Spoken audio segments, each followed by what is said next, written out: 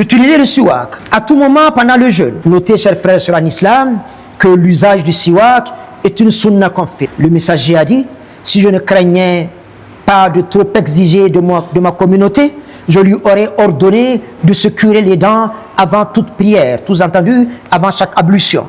Nettoyez vos bouches, elles sont la voix du Coran, a dit le messager d'Allah sallallahu alayhi wa sallam.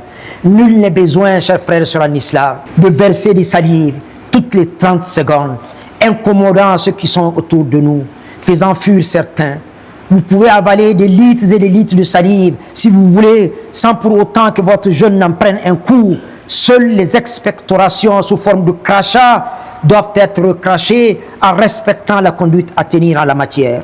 En parlant du siwak, j'ouvre une parenthèse. Retenez qu'Allah fasse miséricorde, que le siwak privilégié du messager d'Allah sallallahu alayhi wa sallam, Oud al-Arak, est une petite branche d'un arbuste qui a des vertus antiseptiques.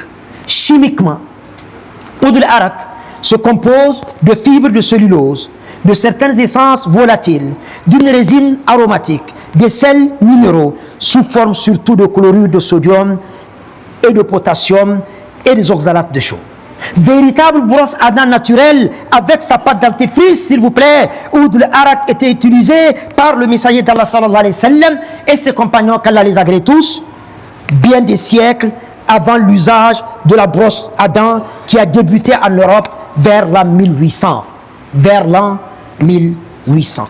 Et il est possible, par analogie, bien entendu, de se brosser les dents, mais en prenant soin de ne pas avaler la pâte dentifrice. Si on le fait, le jeûne est rompu, que Dieu nous éclaire.